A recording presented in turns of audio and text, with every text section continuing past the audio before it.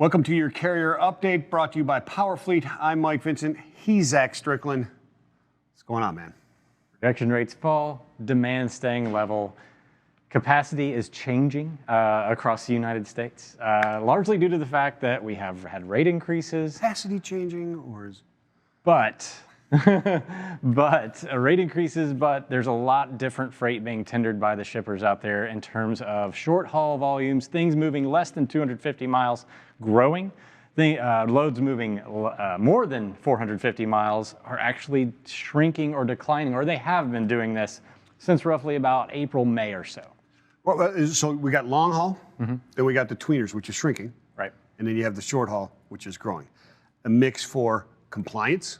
Much better compliance. Much better compliance because capacity is in the right places. It's more desirable because you can get it done in an allotted amount of time, right?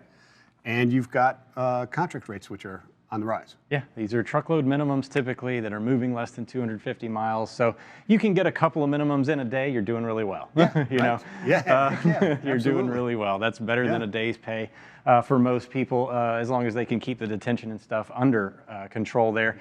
Let's look in the United States map here of the weighted rejection index and see where things are getting tighter and looser week over week. So this is not a measure of absolute capacity. This is just the change, the most significant change of capacity in the United States over a week. So we've got red, orange markets here, Atlanta, Jacksonville, Baltimore, all showing significant declines in rejection rates week over week, whereas we've got Houston, Kansas City, and Denver showing some of the bigger increases in rejection rates week over week, combined with their overall market volume, because this tallness here gives those rejection rates a little bit more oomph in the weighted rejection. Yeah, I was just going to say that for those people using this shorter or the lower capacity markets or less market share, if they're blue or red, that's a significant change in that market. And just like when you see like a Nashville right here with some of that lower volume, or up here around Green Bay, that's a pretty strong loosening. It's a strong loosening situation there, as opposed to Atlanta, which could be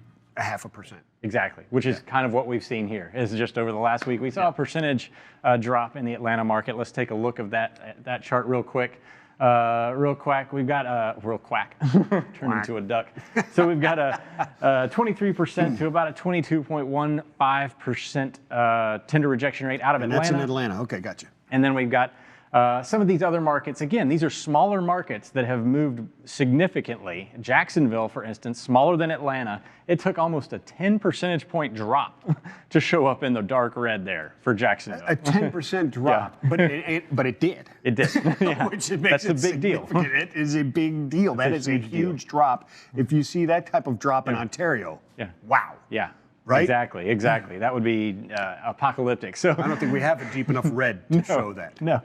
Baltimore up here around close to 30% just over a week ago, now down around 17.97%, so significant change there. This is a crazy market. It has been This crazy. is not a huge market, but we talk about it often in these indexes because it's red, it's blue, it goes to show you how much a market can be affected by those around it, right? You got Elizabeth, you got New Jersey right there, you've got Hagerstown, Maryland. Well, carriers do not like going into Maryland. They don't like going in there. It's very congested, difficult to get around in there, et cetera. So it is, it makes sense that capacity fluctuates wildly, especially when you're having very spurty demand going on. Yeah, and it's not a transient state either. Yeah. There's not, 95 doesn't go. No, you do not want to go. You don't have to go through there. You're going through Virginia. That's what I'm saying. You don't have to go through there. Yeah. So let's go to our tightening markets really quickly. So we've got Kansas City, which is really the market to watch here. Denver kind of following its roller coaster ride. Week over week it went up, but we've had a little bit of edging down here just over the last day or so. Houston, another one of those roller coaster markets over the last bit. A lot of spurry demand there, but Kansas City, right there in the center of the country, we've been trending down, and you ignore these holidays, they're upticking right now. So that's definitely the market to watch on this page, in my opinion, because this does look like a significant trend shift. Yeah, it does. And in Houston, you got to look at those details when you're talking about the changes in OTRI. excuse me, and the loosening of capacity because of the tweeners and the long haul. Houston's one of those where watch the volume trends in the lengths of hauls, and you'll start to see where its capacity will start to tighten. Especially in those long haul lanes versus that Houston to Dallas run. Yeah, absolutely. Thank you so much.